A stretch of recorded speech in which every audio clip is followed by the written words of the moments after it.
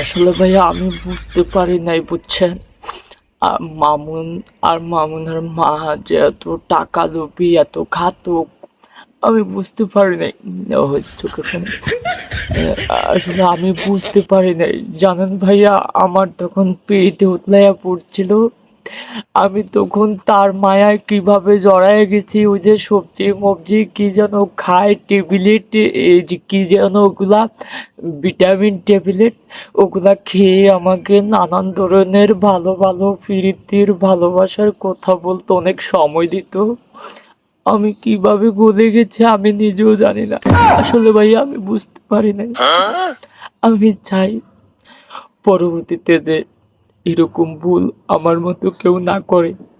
মামুন, মামুনের মা, ওরা লোভী, অসংখ্য টাকা লোভী।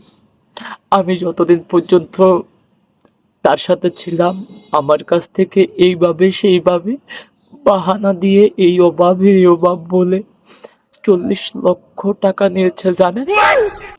আমার টাকা ফুরিয়ে গেছে। আমি তো চাকরি করি না, আগে চাকরি করতাম, লাইভ করতাম টেলিগ্রামে, তখন কিছু টাকা জমিয়েছিলাম। ওই টাকাগুলো যখন ফুরিয়ে গিয়েছে,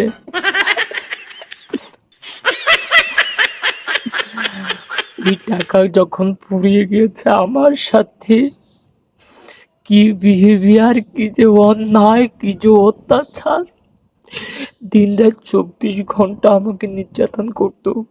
তার গায়ে এত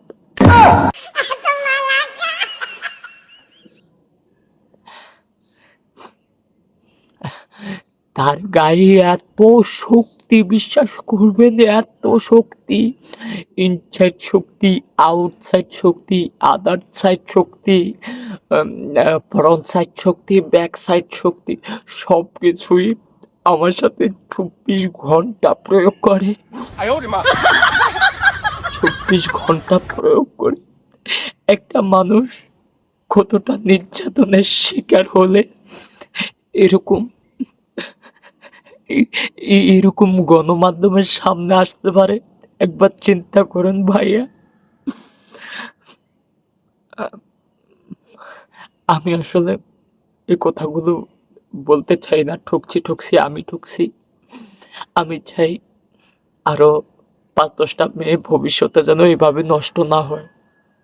কারণ মামুন, মামুনের মা, মামুনের 14 গোষ্ঠী সব ঘাতক, ঘাতক।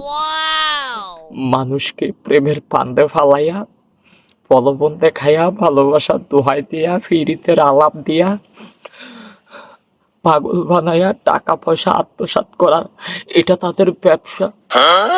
ভাইয়া আমি বুঝি নাই, আমাকে সবাই বলছে, আমাকে তখন সবাই বলছে, আমি শুনি নাই, আমি বুঝতে পারি নাই।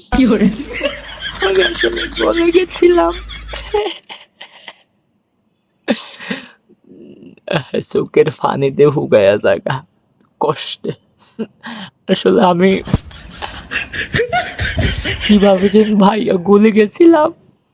আমাকে লাইলা আপু বলেছিল, আমাকে আরো অনেক মানুষ বলেছিল, আমি বিশ্বাস করি নাই, কিন্তু এখন আমি বিশ্বাস করতে বাধ্য হয়েছি।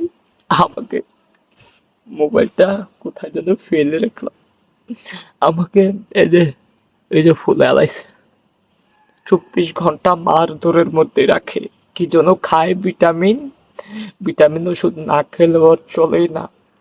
যখন এই ভিটামিন ওষুধটা খায়, ও বাবুদাল্লা গ, আমার উপর কি যে শক্তি প্রয়োগ করে, আধ্যাত্মিক শক্তি, চান্দের দেশে তো তার ভিতরে শক্তি আসে, ওই শক্তিটা আমার উপর প্রয়োগ করে। ও আল্লাহ, আর কি বলবো, আরো অনেক কিছু বলার বাকি আছে কিন্তু বলতে পারবো না। আমার ভিতর থেকে কষ্টে কথা আসছে না, আমার কুলজারা ফাইটটা যায়। আমার কেউ নাই, আমার কেউ নাই যে আমাকে ভালো করে একটা জিনিস বুঝিয়ে শুনিয়ে বলবে। আমার কেউ নেই। আমার, আমি নিজেই আমি নিজের। আমার ব্যক্তিগতভাবে এমন কেউ নাই যে তার কথা আমি শুনবো, আমাকে ভালো করে বোঝাবে। আমি একটা মানুষ পেয়েছিলাম, আমি বলেছিলাম যে তাকে নিয়ে সর্বকাল সুখে থাকবো। এই আশা নিয়ে আমি আমার জমি বিক্রি করা কিছু টাকা ছিল, আমার কাছে জমানো অনেকগুলো টাকা ছিল, সবগুলো টাকা আমি আস্তে আস্তে করে এক এক করে মামুনকে দিয়ে দিয়েছি। এখন আমি শূন্য পথে, এখন আমি শূন্যের পথ চাই। আমি টাকা পয়সা ভাবো কিচ্ছু চাই না, আমার টাকা গেছে যাক। তারপরও আমি কই, আমি বলি এই যে এই দেশের মানুষ যেন জানে, পরবর্তী কোনো মেয়ে যেন এমন হিংস্রের শিকার না হয়। কি শক্তি আমার উপর প্রয়োগ করছে আমি জানি, যে এই শক্তি ওর মধ্যে আইয়ে যখনই শুয়ারের গোস্ত কতটি খাইয়া আইয়ে, তখনই দেখি খালি ডুমা, মনে হয় লাগে যে দুনিয়াটার মধ্যে ভূমিকম্প আমার উপরে দিয়ে ভূমিকম্প চালায়। কতক্ষণ এই ভূমিকম্প সহ্য করা যায় বলেন? কি করে